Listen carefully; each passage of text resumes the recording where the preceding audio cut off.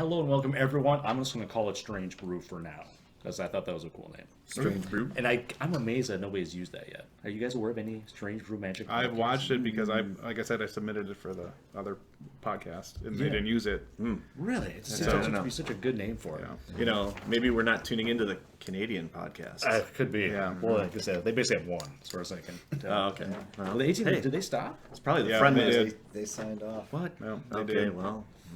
I know Monday Night Magic's still going. They must be up like 600 at this point. It has to be a lot. 80 or so. That's crazy. Yeah. So I'd say that's been 5 years since me. But everybody, we are a live podcast. This is something I've always wanted to do, was a real live podcast with people in the same room. Live. Because, recording online is fun, but it's just different. I don't And you know get if to play guys ever- cards. Well, you actually play Yeah. cards. But Oh, yeah. actually, like, Real seeing, cards. like, being in the same room it's very different, like, sitting in front of, like, a headset or, like, a microphone. I just personally found. Yeah. So we're going to talk about Magic, probably more than I normally do on a Magic podcast. Because we actually have news. We have and other notes. people to talk with. Well, you know. So yes, I made notes. And I even took a picture of someone's Twitter profile picture because he was just that handsome. So let's go around and introduce ourselves. I am Tom. You may remember me. You may not even been born when I was still doing Monday Night Magic. But I was the host. And next to me is... Steve, previously known as the pinch hitter on Monday Night Magic, which makes Tom chuckle every time It for does. some reason. Sorry, pinching and just makes me think of defecation every time. I'm sorry. Got it. It's, Yeah, that's that doctor thing, I think. I don't know. Is that what that name means? I thought it was a baseball reference. It was a baseball reference. Well, but in my mind, it's a even in tongue-in-cheek baseball, I think baseball, of, I hear and- pinch hitter, I think of that. Yeah. Yeah, that's how I ended up with, Yeah, we can. it was, hey, I we're mean, low Rob on, probably has more we're- of these types of stories. but- yeah, we're low on people this week. Steve, you want to, lend voice? Sure, okay, fine. So, yeah. And then Eric. And then I'm Eric Linden, and I'm probably best known for writing the article This Week in Magic for Gathering Magic. And I stopped doing that about the same time that Tom went off the Was air. that about the same time? I was About trying to the same remember. time. Okay. And it was a really fun run, and we were kind of doing some similar stuff. And I moved to Minnesota about 2 years ago, and we've been wanting to meet up since then. And this is Yeah. actually the first time we met in person, but we've been talking Yeah. online for quite some time. I'm notoriously wayfish on that. I'm like, I'm gonna do it. I'm sorry, kids are barfing. We keep trying to pull Tom out into some of the tournaments and play groups around town. It's and getting better. We're getting It's close. getting better now. Now that the oldest is 3, it's getting Yeah. better. And Rob. And I'm Rob. I'm not really known for anything except for That is, I'm not known for anything anymore. Either. bringing janky Podcasting. brews to FNM and going 1 and 4. Yeah. That's what I'm known for. Hey. Do you guys have like a favorite place to play right now? Like I was an old Source person, but that's kind of changed a little bit. I really like both Mead Hall Games is a great place, and then the new place that has kind of been getting a lot of attention is Lodestone. It's a coffee So house. you linked it. I saw. On, Yeah, it's one of the places that's running Frontier later on when we get to that topic. Mead Hall is great people. Lodestone is great people. The one problem with Mead Hall is it's very tiny parking lot. So just parking and yeah. So if you don't mind parking in the city, that's not too bad. yeah, get used to it. Yeah, well, and then that's, because Tom makes a point here, because we're in the, St. Paul, Minneapolis metro. The Source is first ring suburb. That was sort of the original Roseville. Magic store. It Right. kind of seemed like, at least for the local game. Oh, it was, they've been huge for a long time. You're talking about stores that are in Minneapolis proper. Sure. Yep. Yep. I'm on the east side. I'm a St. Pauler, so I catch a few things. The store I go to most often is Level Up Games down in South St. Paul. I think I went to a pre-release a long time ago there. Yeah, they've developed a lot too. Their development reminds me of the early Source, where they just kind of kept growing and they kept growing, and they've been taking over space and stuff. So that's encouraging to see. But it sounds like there's quite a few stores like that around the cities, which is extra encouraging. Right. Yeah. And I'm up by Village Games, up by Champlain Park. Okay. And, Okay. very nice store, big parking lot.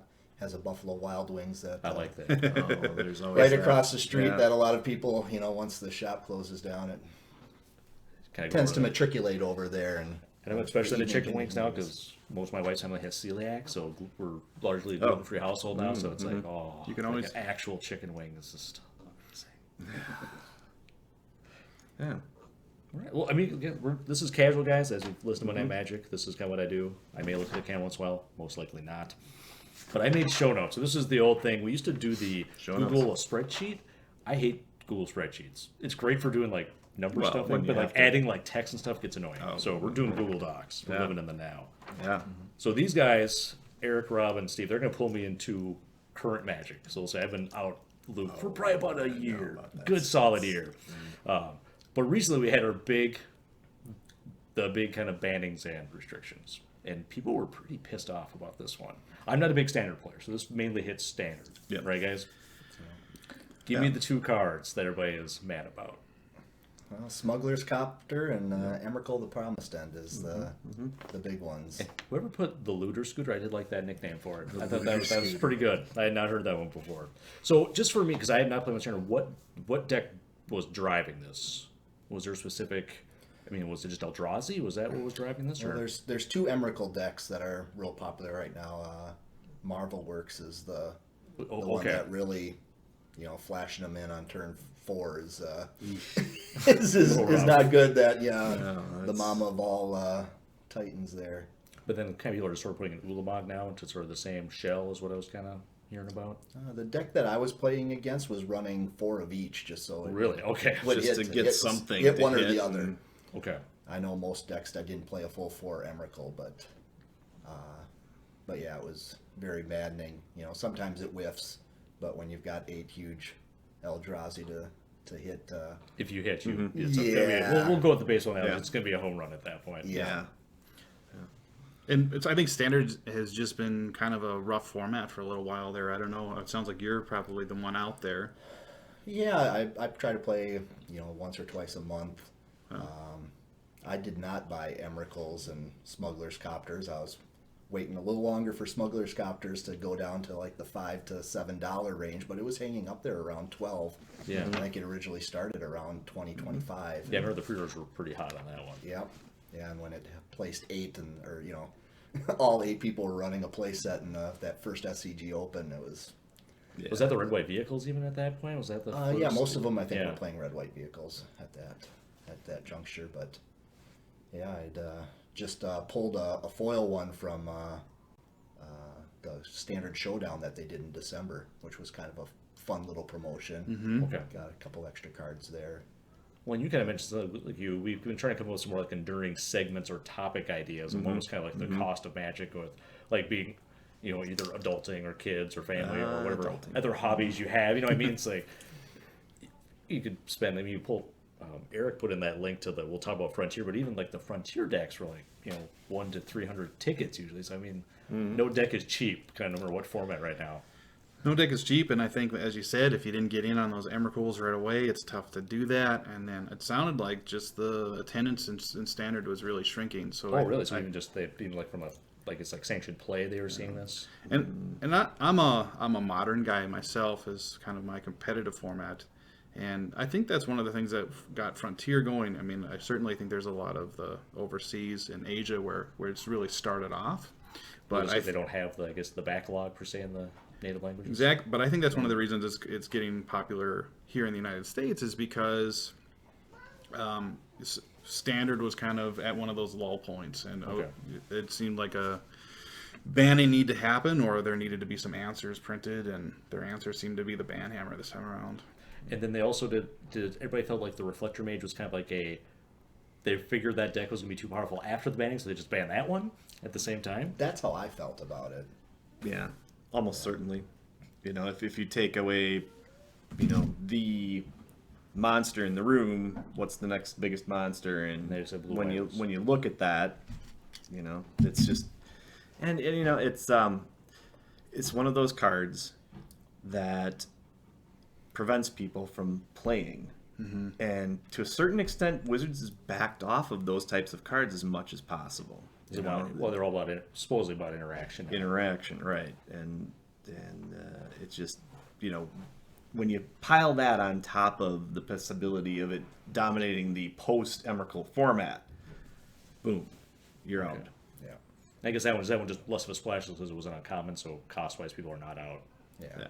$100 if we're buying like play sets of cards at that time. And Though speaking of uncommons, I was just looking at, was it Fatal Push? What's the new uncommon that... It's Fatal Push and yeah, Black. Push. How much is it? $6 for an I was gonna uncommon? say, like $45 is like the new Magic. That's why I used to buy the play sets of counts on counts for resale, because it usually be like Yeah, I did too. $20. Yep. And almost always would be one uncommon that if you want to, you could just sell those and you'd pay for the rest of your play set. Yeah. But then when you move, you end up with literally a closet of Same these deal. boxes. Same deal. I was just like, Yeah. Oh yeah. I did like this fire sale. I can't remember what store that was. It was Greg and Black Lotus. They're online. Oh yeah. What's down Neil- the Lotus Vault? Lotus Vault, yeah. So Yeah. yeah, Neil came Yeah. over with his car and we literally just like loaded Just- his trunk with these boxes. And Yeah. Yeah. Were they interested in the 4X sets, or they just took them as cards? or- more kind of bulk. And I told him too that I had probably pulled out, the good on confidence. So it Sure. was more just like a bulk dump. But it was weird, just like Yeah. I don't know how many thousand cards it was, but it was a lot. Yeah. A Fatal Push is a lot like Path to Exile. It's a $7-8 uncommon, and it's exactly one of those things. When you're playing standard, I think that's a good budget move is to do the 4X. So it's interesting that you did that too. Oh, I did it for a long time. Yeah. And I'll probably start doing it again now that I'm going to start playing again. But for a while, I just wasn't playing a lot. I was like, I kind of got looked at and be like, cool, and put it in the closet. But I want Eric to talk about Epic. I'm going to go grab the card box. All right, so one of the interesting things that came out of this is that another competitor. This is the Epic card game, which is a fantasy version by the people that brought us Star Realm. So Darwin Castle and Rob Doutry, I think I'm saying that sort of correctly. They came up with a promotion that if you were a Magic player and really upset about your Emrakul being banned or your Looter Scooter being banned, that they were going to sweep in and give you a starter pack to this new game, Epic. Ooh. Hey. Whoa. There we go. Showed up Perfect. there. Is it in 3D? Yeah. And then for next episode, now that we know this actually works, we'll have the tabletop camera as well. Tabletop, So I want to yeah. have a separate table. That's why it's not here today. Because I could set up on the kiddie table, which would be sort of fun. And they were pretty quick on this. I mean, it was up within about 3 hours. So Yeah, I mean, you said it was like basically that day that they that did it. day, and there were some people jumping on it. I mean, anytime there's bannings, people are bailing water over the side of the ship, and people are saying, "Oh, copters are going to be bulk price and all this kind of stuff." It's a draft game. Huh? Yeah, mainly draft sealed, but yeah, so it's a kind of a. Here's what you call it, the living card game. And Living that's what card it's sort of game? called the Oh, new living card non-collectible game. Okay, sure. non-collectible card games, which Yeah.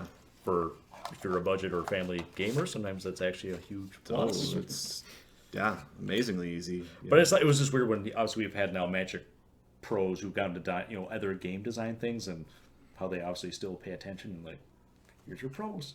Mm-hmm. And I'm kind of curious if they're just going to sit on them and control the market of Emrakuls and do some sort of weird Shrekly move with smugglers copies. Yeah. So you think they were just waiting for a good old juicy controversy to pop this on people, or was this just completely for them a genius stroke of luck? What do you think? I think if they're a small company like that and they can be really nimble, that's pretty good thinking. But maybe you had it on your boardroom. I could have seen Hearthstone or doing something like that, but maybe if Epic's that How innovative. Did you hear about? I'm just curious. I'm not sure what the Venn diagram overlap of like Magic and this would be. I think I supported their Kickstarter. I think that's how I knew about Epic. Yeah, I saw it on Twitter. So Twitter, okay. people, I'm a big Twitter guy and have been since This Week in Magic. Just kind of one of those things, keeping up I just on make news. people mad on Twitter. Yeah. So But they You know who were. you are. People were upset about it. Were seen as an opportunity. Like, I don't want to sell out at bulk prices. I mean, we did a little bit of looking into it, and Emrakul's settled at, where did we have that here? Emrakul's at $11. yeah, I looked at like MTG price. I think yesterday. And that's kind of what it roughly was like 11, 12. And I was surprised. It was actually, I thought it would go lower, but I was just kind of curious. But I guess there's modern like Eldrazi and stuff, which people are going to still want Emrakuls. And Smuggler Copter, that one dropped more than I would have thought. From about 12 to 5. Are any of you guys looking at picking up Emrakuls for Commander, EDH, anything like that, or? I am. Probably I am. yes, because I can never afford the other. Otherwise, Well, I would be able to yeah, afford okay. one. So it's like, I'll do this now. So I have very few Planeswalkers for the same reason, where they tend to be out of my price range. Yeah. Yeah, I'm on Project 32 for the Commander deck, That's so awesome. I still need to make a colorless one, and I was thinking of using Emmy as my commander for that. Okay. But I wonder if maybe the price is held a little bit better too because of Frontier Magic. If that, if they're going to see play in that, where they're not banned currently. Well, it's certainly, I think, probably an emerging enough format that it's just nobody knows if it's going to take off at this point. Yeah.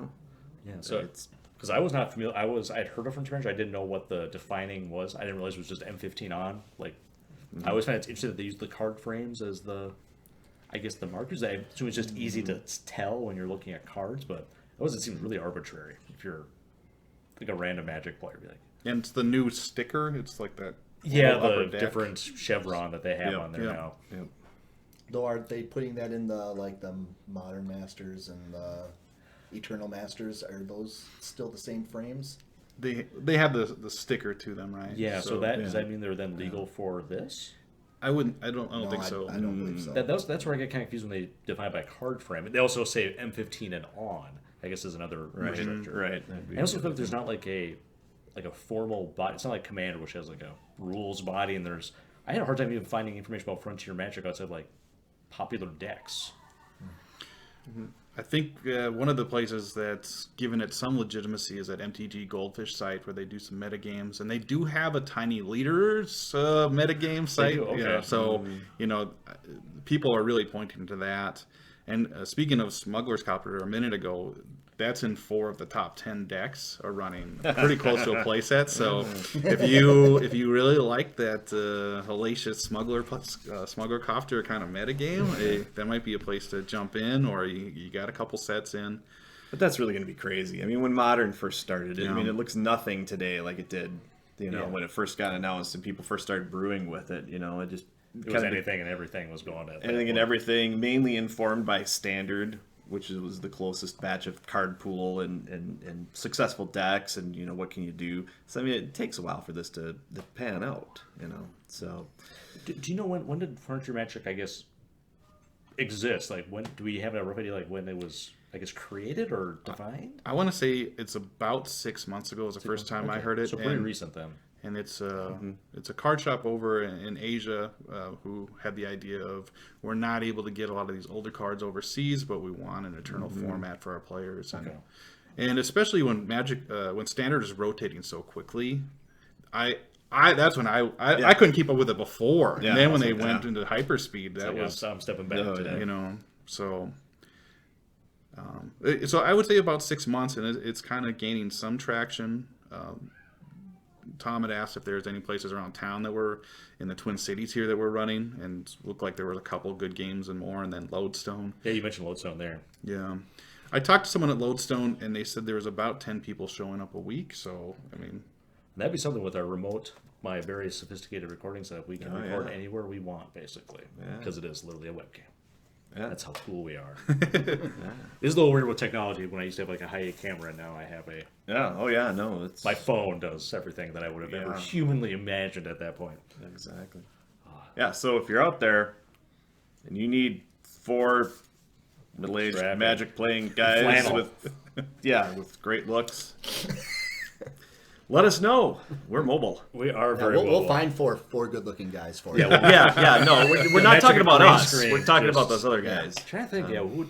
I guess Ryan Reynolds. He's my man crush. Is Ryan Reynolds? Reynolds, Ryan Reynolds? Chris Hemsworth. He's a pretty good man crush too. Especially crush, the new Ghostbusters. He was phenomenally good. Have you guys seen the new Ghostbusters with Chris Hemsworth playing like the stupid secretary? Yes, yeah, I thought that Oh was my a- gosh, he was was a decent hilarious. role, yeah, Him? for that. Do you like me listening to saxophone or playing saxophone? Let's just pour it up his ear. Eddie's wearing no shirt. Oh well, yeah. Which makes you look more like a doctor. I was going back to that old episode of Wings, not to date ourselves too much, but you remember, I think the answer was Lyle Lovett. He's a good-looking man. Is that when he was married to Julia Roberts? Is that why? I don't okay. know. Yeah. So that's always a good one. I'm more of a Denzel guy myself, The symmetrical face. Good action movies also that I like it. I enjoy. Let's see, I've got about 10 more kid-free minutes here. So, we talked a little bit about Frontier. Again, we're kind of feeling it out. We'll see what formats we like. So, the one that kind of got me interested, too, just because I stuck my foot in a digital hornet's nest over this, is MTGO.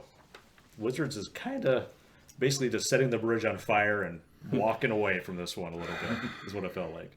So to me, I think the one crazy, probably the craziest thing of this whole thing is Worth Wolpert apparently fired, which is crazy. I didn't realize he'd been there for 16 years, is what he had tweeted. And That name has been around for a long I time. met him. At Wizards. He's one who introduced me to Duels of the Planeswalkers at like a Worlds or something. They had like I think it was on the original, must have been the 360 at that point. But Yep. I mean, super cool guy, and yeah, it's just crazy that they couldn't.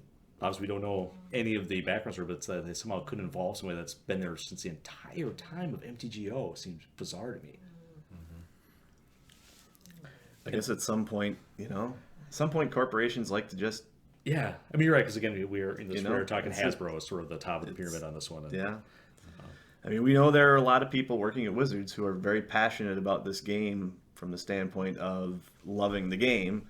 There are some who are very passionate about this game because it makes them a lot of money, I think. I think it's okay, they get a lot of my money. I don't know about you guys. They're pretty dependable. We are you be a know, moneymaker on that one. But it's been interesting to watch all the things Wizards has done since the takeover. And two is, I mean, before they were always so protective, I guess, of the Magic IP, where it was very rare that you saw it on, I mean, really anything outside of paper Magic. Right. And I don't know if you guys do much for like Warhammer, but like the company that does Warhammer 40K, they're, I don't want to use the word horning it out, but they are just, whoever wants to do a licensed Warhammer game, go ahead. Well, there you go. Just throw them out. And that's what this announcement from Wizards sounded like. They're like, you want to see play an MMO with Planeswalkers? Do you want to do this? It sounds like we might be coming to a somewhere you might see Magic in a lot more stuff. So the Magic movie's just around the corner then, huh? Yeah, that one, I don't think they ever officially killed it, but it's clearly not happening. But Does everyone remember the fake movie poster that Yep. came out, years ago? Anyone of you guys ever remember seeing that? A glimpse of it, but It was like Arnold Schwarzenegger as Karn and Brad Pitt as what's his name? Weatherlight guy. oh, Gerard. Gerard, yeah, That's yeah, actually Gerard. And, you should do Gerard Butler as Gerard. Sarah Michelle That would be Gellar as Hannah. I'm totally on board with that. So, I mean, would you guys be excited to see Magic and more stuff? Or for me, I get worried because Warhammer has kind of sullied their brand a little bit, I think, with some of the stuff. So that's hot trash. In theory, I would be. I played some of the Puzzle Quest game. I didn't really like it. I know some people are into that. I've purchased the board game, and it's I haven't gotten to try that one. it's supposed to be completely awful, and the instructions are terrible. My wife and I actually haven't broken out of the box. I think I picked it up Based on on- clearance somewhere, yeah, I got too. it on It's like, clearance. clearance. Strike It one. says Magic on it. Strike one, and then I Wait heard a minute. couple bad Wait, reviews. We're making their argument for them. Wait, clearance though. So they don't. Hey, Target lost the money on that one, not Wizards, right? They still got paid there. Yeah, I'm not. 'Cause I know there's like sell through, and there's all types of junk out there. I understand. I think another thing too with MTGO is I know Marcel, who's a guy that you and I both talk to a lot on Twitter. Oh yeah. Well, I've got to know because Marcel called into our Monday Night Magic live show, and that's kind of how he also made him on. And He he had thought he was black for roughly about 3 years, probably. Did you hear about that whole story? No, I don't. Yeah. He had been on the show for a while. I can't remember. Yeah. It was. I think that was the first black planeswalker came up, and we kept asking him. He's just like, "Why are you guys so curious about my opinion on this?" Right? Well, as a black guy, he's like, "I'm not black." It was just this befuddled moment on that. So it's like, there we go. He's I a very felt great. He's a very smooth voice. Yeah, I felt like he a stellar definitely human should be a being that DJ day. or something. 4 white guys in Minnesota, internet. Yeah, there we Sorry go. about Felt that. pretty good. But talking with Marcel is he did sell out of his whole MTGO collection. Yeah, he did he? said he cleared. Yeah, he did a complete bank sale. And seeing this news, I sold off my modern collection this week on You did MTGO. from MTGO. Oh, on MTGO. I kept, and I've been thinking about it for a while, so it's not like a complete knee-jerk reaction to this. But I have some commander decks and stuff, and I just didn't really see the need of having the paper version and the online version right now when who knows what they're going to do. And I said, cash in hand is better than some contingency plan. So it'd be nice to know if And you also, had it's very some nebulous. sort Where I'm not sure. Like it wasn't. They didn't use words like your MTGO will be safe. We're doing new things. It was very. We are changing our approach for everything. It's like I can see why people are like, okay, And already, I mean, for background, I don't do a whole lot of MTGO, but just all the countries with the treasure chests and play points and how they've changed, in some ways, the economy, trying to get away from packs and using that in event tickets. And, they've really been pushing the play points as they're not a tradable, can't be used as a currency, basically. Yeah. They changed that, and they also went to one game draft league or Single game, what was it called? That was just starting. And you kind of put on here, too, that people mentioned that the payouts were terrible. If it was a good way to lose money slowly, which I think a lot of people, that is our goal. Yeah, what was is that? to lose money, to play a uh, lot and lose money slowly. That was At Long Time Gone MTG, apparently had said that. That was pretty good. and I thought that was a good insight. They said, you're not really going to ever come out ahead.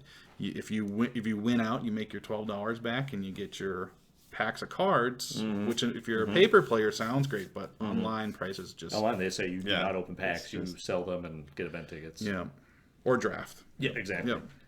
They're I guess a commodity at that point. Just another reason why after the beta I never touched MGO. I walked away and said, forget it. It's just I've done like the cheap, basically like Commander, but not high price Commander. And yeah. How about you? Have you been online for MTGO much at all? I have not. Long ago, like Lorwyn, my cousins and I actually shared an account, and it had, some playable stuff, and we just played in the casual rooms. And hey, I'm going to jump on. Anybody else playing right now? But ever since then, I've kind of budgeted my time and money to if the you're going to do paper it, be side. Paper Magic. And and I guess I don't know if you guys play a ton still, but I also got burned. I didn't really have a play group online, so I was just doing random games. And it's just like any online gaming is basically the worst filth of the planet. Just screaming at you. It's like, I don't like this anymore. The chat's really settled down. Basically, nobody talks anymore. Oh, really? Okay, well, that's probably better than nobody That's the ultimate online game chat. Is nobody talks. Everybody just be quiet. Well, they can't even hear it though, because you have the time limit of your turn. So if you're taking time to like type something to a person, you're kind of wasting your ability to do stuff. And there's so many. It's a complex game, so there's all the passing priorities and stuff that takes actually a lot of time. That's not putting a card down or casting a spell. And We still get all the screenshots of some random player calling like LSV a noob or something and going on and on. But I just don't see people talking on there anymore. So I don't know. I think that's for the best. Yeah, which is weird. I might as well play against like a AI at that point. It would be nicer. What else do we got with our last few? Well, maybe we should jump before we talk. Yeah, treasure chest. We're bored to death of that. Is we want to have some ongoing topics, so we want to our unofficial name. I like Chimp, Champ, or Chump, which was picking out like a card for either flavor or maybe it's like a new breakout card for a deck or a combo. I like it. And have different inputs. And somebody put on. We're going to start with a monkey. So we have Kari Zev, the Skyship Raider. Sorry, that's not a monkey, Tom. That is a legendary monkey. She poops out monkeys on every turn basis. Yeah. So in case people are not watching the new set, Red and Acalypso, we're in the new land of cheap legendaries, which still feels weird to me. I know. To see It's just odd. a 1/3 legendary. Legendary creature, human pirate. First strike and menace. Whenever, I'm just going to say she, I'll make a gender guess. When she attacks, create a legendary 2/1 red monkey creature token named Ragavan. I like how they name them. That's tapped and attacking. You exile that token at the end of the turn. It even has its own nice little token, which I thought was pretty good. Hey. And it looks like he just flung poo at you. Did you guys look at the picture? It looks like he just threw that's something at you. totally. That's Yep, that's the follow through. yeah. That's what I had There's, in my mind. there's going to be a card. Yeah, Ragavan's gift. Yeah. Or something like that. Expertise. Ragavan. That's Ragavan's the, expertise. Yeah, Ragavan's expertise. So, I mean, what do you guys... Zero cost. So One damage to target creature. That would be cool. You just have to. It would be red colored like a kobold. Yeah, Would be a red color whenever spell. whenever Ragavan comes into play or Black? something. I don't know. What Maybe would an be a enchantment or better, something. what would be the best color for basically a poop card? Yeah. What gives you brown? I suppose red and black. Red and black would be Red the and best, black. actually. Yeah, Yeah, red and black. I'd take that There you one. go. old school artifact, right? Yeah. So we'll kind of talk about. Do you guys have any thoughts or?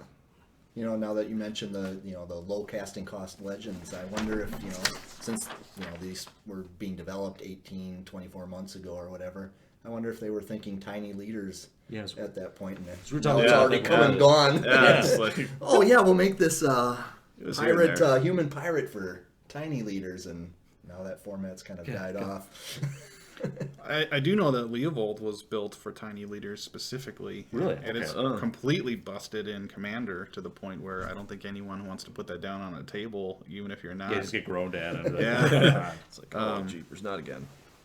But a 1/3 menace first strike that brings in a 2/1 when it attacks for 2 power. seems pretty solid for a. It's gonna survive. I mean, it's got some. It kind of reminds me of. We were just talking about it not too long ago. The Saint Traft, right? Yeah, Geese of St. Trent. yeah. Yeah. It kind of reminds me of that with the token, or there was something back in original Ravnica too with a legendary wolf token too. Wolves. Voya? And I guess this Oh, triggers Voja. Voja. Revolt for you automatically, which is pretty cool too, because you are putting something into play and removing it. Yep. And it seemed nice that they do it at the end of combat, so you can actually do revolt stuff on your second main step. That was pretty slick. Yep. The first in my mind, it stayed till the end of the turn. I didn't even read the card that closely. That's a good catch. In the Yeah, combat, I'm yeah, like, wait a minute, I kind of like this one. So you don't even have, I guess you have to attack with her, which is the one. My side, I wish you could somehow get that token to basically bounce itself without doing anything. But she has menace, which makes it a little bit safer.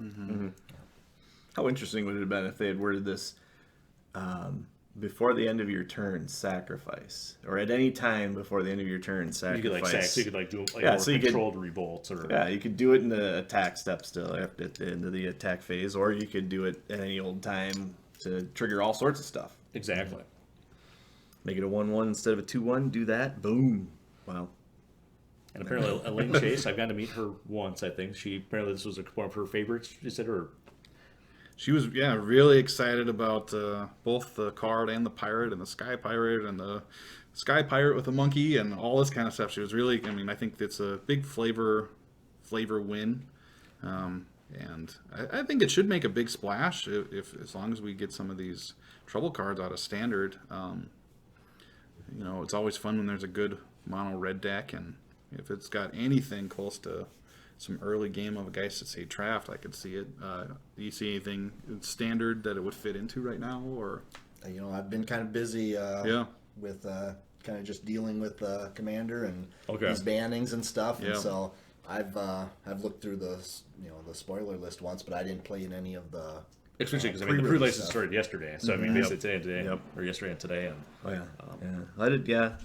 I need a we were talking about they had the 1-game draft. I need like a 1-game pre-release, like that would fit my time better. Wow. It's hard to be like because it like a normal pre-release takes like 4 hours. 4 hours. 4 to 5. Oh my gosh! It's Yeah, like no, I can't do it. I can't do it anymore. But if you could like I also pound one out like an hour or two, that'd be. The build time takes forever, but like 2 hours would be perfect. Well, they did for a while try that with the those little intro decks they would make, and they did those on the pre-release weekend. Like come in and buy one of these, and just play some casual games with people. So They probably only sold if they had a good some one. happy medium in there where it does make some guys with less than 4 hours on their hands regularly much happier. So, guys, we'll wrap it up. Because I'm pretty sure my girls will be trampling downstairs here very shortly. But again, we're planning to record a couple times a week, or I think a couple times a week. Sorry, a couple times a month. That's that would give myself a heart attack. That did not right follow there. on your No, statement about the pre-release. I was saying there, like a I think. couple You're times really a month. jazzed Yeah. after this first episode. We're gonna crank these out a couple times a week. Whoa, yeah. All right. Didn't tell you that, guys. Huh?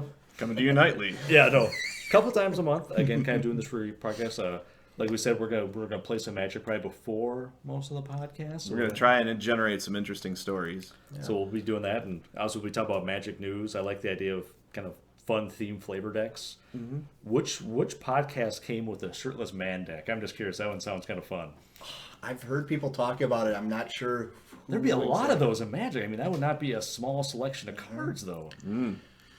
The Commander's Brew did a Hunks and Dudes or Hunks Veteran- and Babes Veteran Bodyguard episode for or like something? Unlimited Revives would be like the ultimate. Isn't he just shirtless like this? Oh, Isn't yeah. that Veteran Bodyguard? Yeah. Yep. He was pretty, And the LRR has done some stuff like stipulation drafts, coolest hat, and that kind of thing too. Okay, But I like the librarian theme that came up. Yeah. Today. That was pretty good. So we still haven't pulled up Orcish Librarian, what it actually does yet. I just remember it being terrible.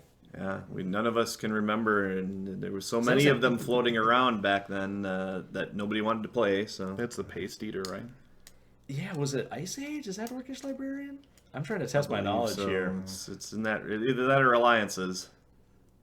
So we'll look it up. So again, right now we're streaming at twitch.tv/psgreader. But as we come up with an actual name for the show outside of Strange Brew, which I randomly picked, we'll start putting these up because it's really easy to make an audio version of this, as I can just poop out the audio and put up the video later on. It's more an excuse for these 4 people here to get together and actually play Magic and talk about Magic. Especially because I talked to him, I've met everybody beforehand, but we're actually meeting in person, which is really cool. Yeah. Very cool. Yeah. Orcish, okay, please, Yeah, I need to read it now. Okay. Orcish Librarian. Wasn't what I Paste. thought. I was You were thinking of 100% the- correct. All right, I Pasty. think it was Orcish Spy. Okay, I was thinking close. of. I was saying 10 yeah. cards library, so it's a red and a colorless. It is from.